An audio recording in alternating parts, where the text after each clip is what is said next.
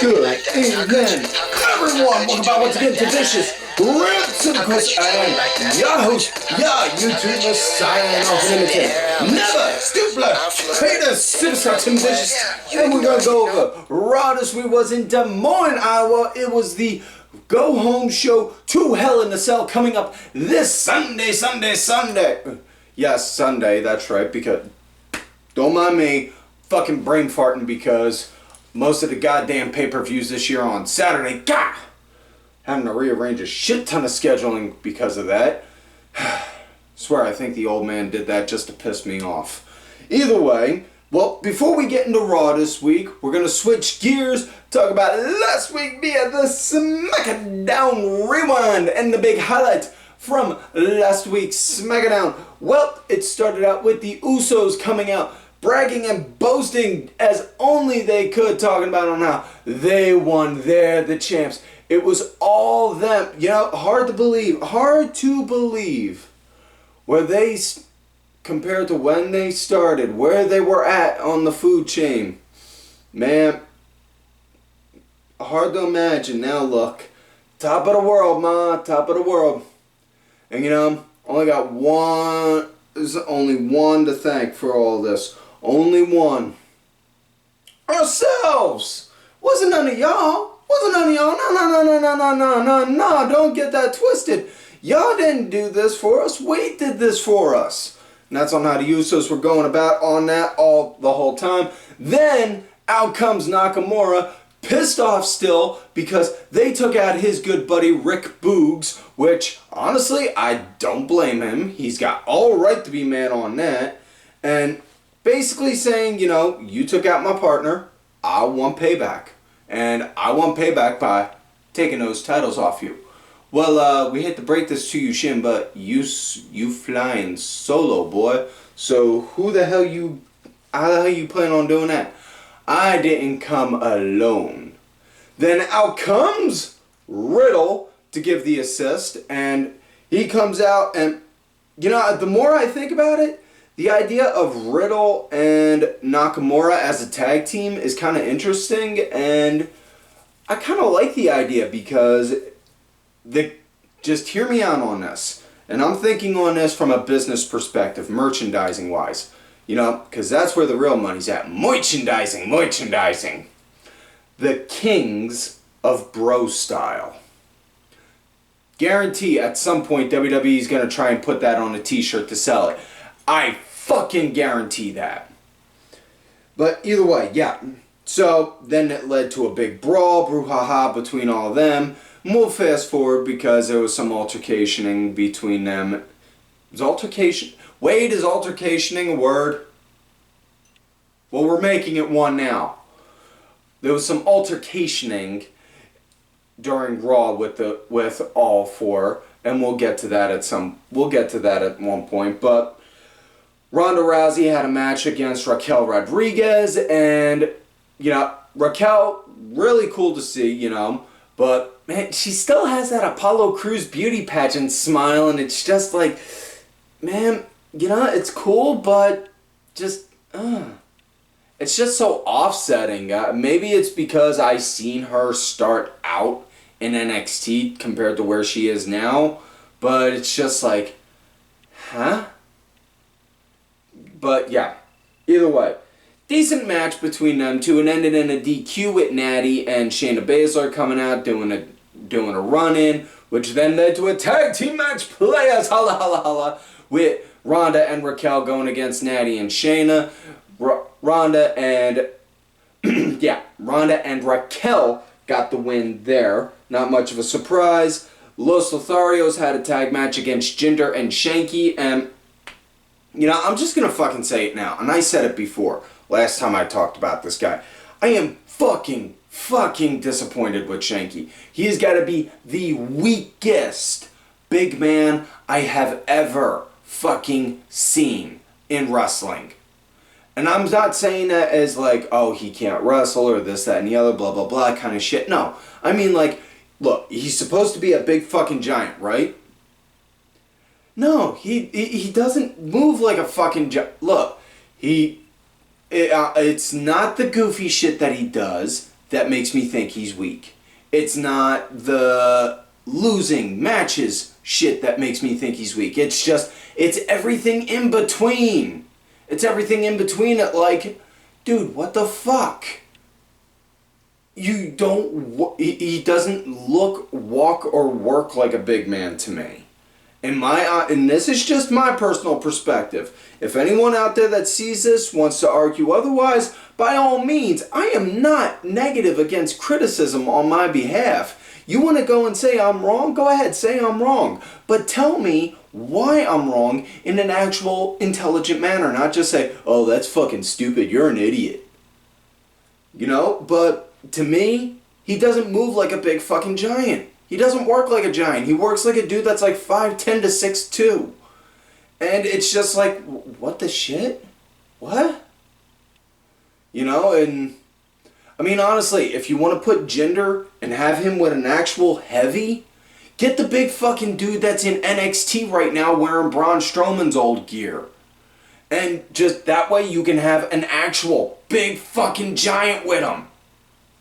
Just saying. But that's just me. What do I know, right? Yeah. So either way, like I said, Los Lotharios got that win. Ricochet and, as Pat McAfee likes to say, the Drew Gulak had a match against Gunther and Ludwig Kaiser, which, honestly, I was surprised on watching because Kaiser had more of a opportunity to shine in the ring, and yes, I know, his name isn't Ludwig Kaiser, Gunther's name isn't really Gunther, it's Marcel Bartel and Walter, and just fucking stop. Look, I don't like ring name changes as much as the next one. You know, I put a lot of investment and equity into seeing this person as this character. And then you're telling me his name's going to be different, and yeah, I get that. I do. But you know what? They're actors. They're playing a role. And they're being tasked to play this new role. So you know what? Show a little bit of the respect. Show a little bit of respect to them in that sense of, okay, listen, I don't like it, but I'll still cheer for in that name. And I'll refer to them in that name. But either way, I was impressed with the fact that they let Ludwig Kaiser have most of the time in the ring performing, mostly because there is a percentage of wrestling fans out there, and I use that term loosely, that watch WWE stuff, that watch Raw and SmackDown, but are not fans of NXT, that do not watch NXT because, well, call a duck and a spade. NXT is the developmental, and even though it is its own separate brand, even though it has its own TV show and all that jazz, it is what it is. It's its own separate brand. And it's developmental. It's a farm league, you know? No different than the Reading Philly, no different than the Reading Phillies are the farm team for Philadelphia, or the Erie Seawolves are the farm team for Detroit for Detroit, you know? It is what it is. But either way, there's a percentage out there that don't watch that, and that's their first time seeing him in the ring. I liked it. I thought that was real nice and cool to see. Damn it! Botch on my own behalf. Gunther and Ludwig got the win, and then we come to the main event of the show. It was Sheamus, Ridge Holland, and Butch going against Xavier Woods, Kofi, and their mystery partner, who, as I called, was in fact Drew McIntyre. I know a lot of people had their hopes up that, oh, please let it be Breeze, please let it be Breeze. No, I knew it wasn't going to be Breeze. And it's nothing against Breeze, because, don't get me wrong, I fucking love Breeze. But I knew, I knew it wasn't going to be him. Because storyline-wise, who else are they going to fucking go to? They needed a big heavy. And I'm not saying this as a knock on Breeze, but he is not a big heavy. So, yeah, that's it. New Day got the win, and then the show ended with McIntyre strutting and shaking his ass to the New Day's music, and seeing a 6'6", damn near 300-pound Jack Scotsman twerking to the New Day's music is something I really wish I could get brain bleach to wipe out of my head.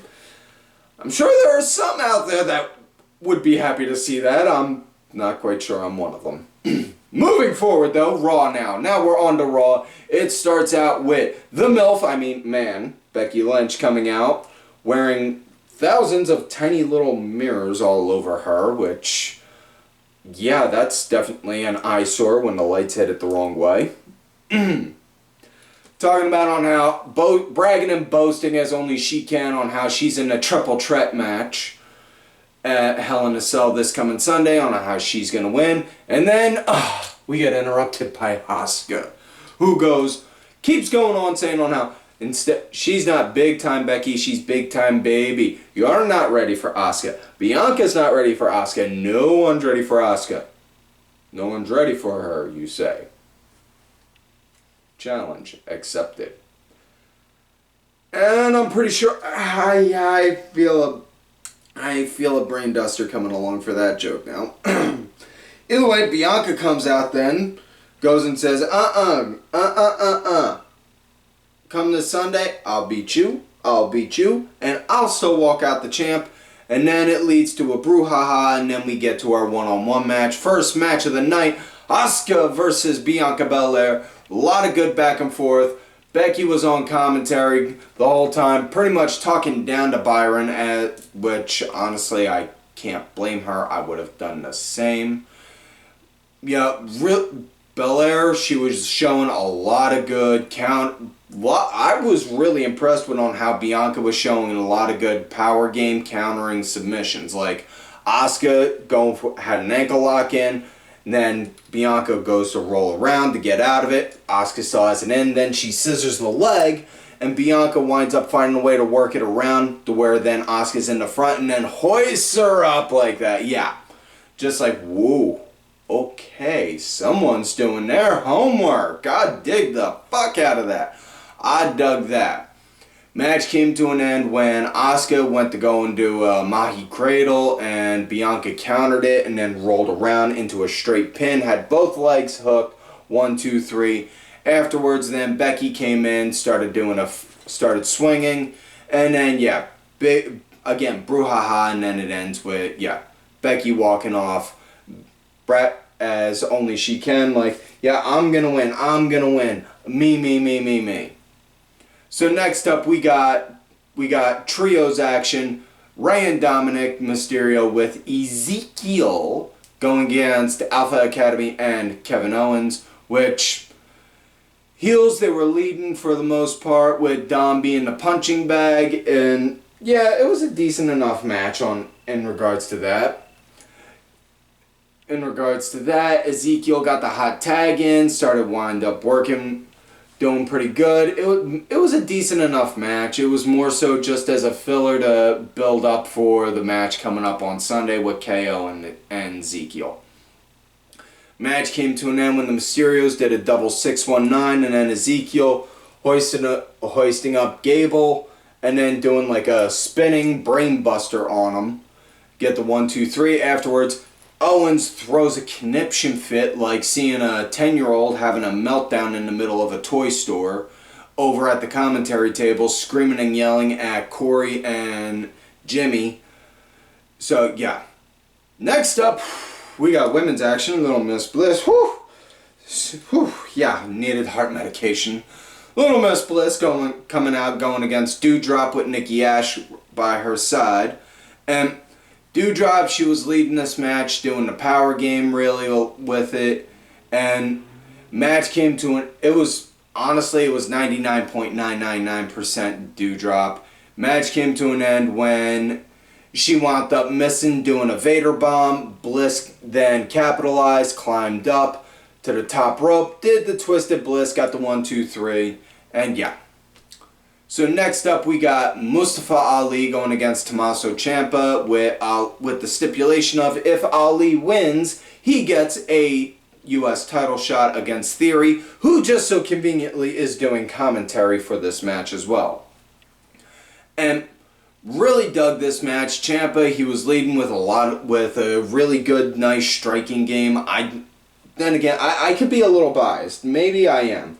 You know, I'll be the first to admit, I could be a little biased. You know, I dig Tommaso Ciampa, and I've been a big fan of his since Ring of Honor.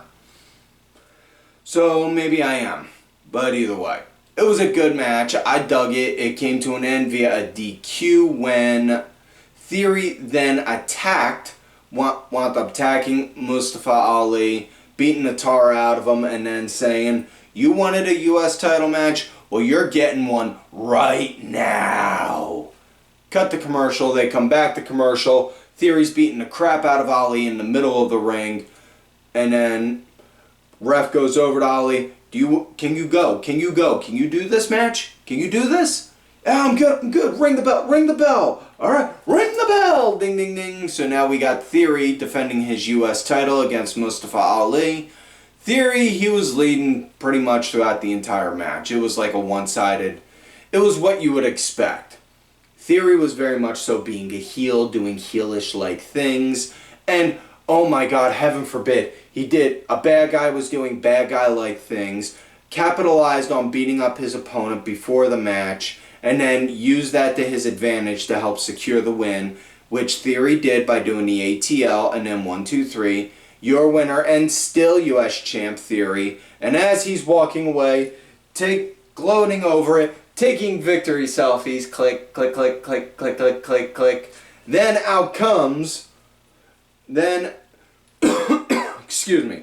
Then out comes the one and only Adam Pearce, then saying, while that was impressive what you did, and while that was impressive using the tactics that Mr. McMahon has taught you, you are now going to defend that title at Hell in a Cell this Sunday against Mustafa Ali, as per the orders from one Mr. McMahon. So yeah. So now we come to what I was talking about earlier, Usos versus Nakamura and Riddle, or as I'm saying, the Kings of Bro Style, which, again, I'm telling you, man, they're going to put that on a shirt. It's going to be on a shirt or something. Count on it. But either way, as far as the match went, you know, I was sticking to tag chemistry between them both. And, you know, here's the thing. Not a big fan of Riddle, especially after the whole speaking out thing. That has always been open. I've been very much so open and adamant on that. Not big on that.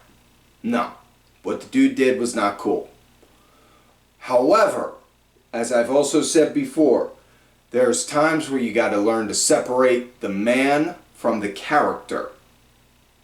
And character-wise, seeing him with Nakamura, I dig, you know? And both got good MMA backgrounds. Both did a lot, you know? I mean, we all know Riddle's MMA background being on Ultimate Fighter and in UFC. And then Dana White even laughing and mocking at one point in an interview saying, yeah, good luck getting a job, dummy. You know, they're going to do drug tests, and when you pop positive, you're out. And, you know, I'm pretty sure Riddle has like some kind of super strain of weed that doesn't show up on drug tests. But either way, and, well, Nakamura has done MMA fighting over in Japan, but either way, dug the shit out of it. I liked it. Liked the chemistry between them both. Riddle was actually the punching bag for this match, and then Nakamura got the hot tag in, cleaned up house. It was a good, solid match. It came to an end, though, via a DQ, when one of the Usos, I don't know if it was Jimmy or Jay, you know, obviously twins, can't tell them apart. Yeah, and even though one has longer hair than the other, it's still, no. One of them grabbed Riddle's scooter and attacked Riddle with it, beat him up with it, so the ref threw it out. And then, next thing you know, Usos splash off the top afterwards. So, yeah. So now we come to main event match of the night. Not main event closing segment of the night, but main event match. Liv Morgan versus Rhea Ripley, which Rhea, she was leading the match pretty much throughout the whole thing, you know. And the whole time she kept just throwing out the insults. You weighed me down, you're no good, you were worthless, blah, blah, blah, blah, blah, blah, blah, blah, blah. It was a decent enough match. It came to an end when Rhea went to go set Liv up for the Riptide. Liv rolled over around behind her, hit her with a backstabber, and then got the 1, 2, 3, which... Okay, wait. Pause, rewind, play. Liv Morgan got the win against Rhea Ripley. Okay, that's different. They don't normally throw her the win. Yay? Although on the plus side, though, that takes away my fun of laughing at all the angry Liv Morgan fangirls on the internet getting mad over her losing. Damn. Anyways, now we come to the closing segment of the night, the official contract signing again for Bobby Lashley going against Omos and MVP at Hell in a Cell this Sunday. And well, surprisingly for a contract signing, it went just as expected, but as quick, but relatively quicker than most contract signings. You know, it went in, MVP and Omos, they signed.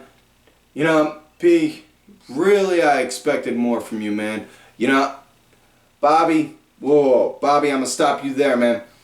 You see, when you were with me, I got you everything. I got you championships. I got you celebrity access. I got you things you didn't even know you wanted. Which, I could believe that. And then Bobby, you could say that all you want, but you never did any of that for me. You were weighing me down, man. You were weighing me down. You were leeching off of me. Bobby, let's get this over with and just sign the damn paper. Alright. They signed it. Bobby signed it. And before Adam Pearce could finish his sentence saying it's official at Hell in a Cell, blah, blah, blah, then Bobby says, you know what? We don't have to wait until Sunday. We can go now. Tosses the mic, lifts the table, gets the face. Next you know, security swarms into the ring. Omos and Lashley, they go and toss out all the security themselves. And just as they see each other and Lashley's about to go at him, boom! Cedric Alexander from behind. Pops Lashley, goes to do a springboard kick. And then afterwards, Omos grabs the table, goes to set it up. And then Lashley takes out Cedric, and then spears Omos through the table that's rigged into the corner, and MVP's on the outside just looking like, fuck, this did not go as planned.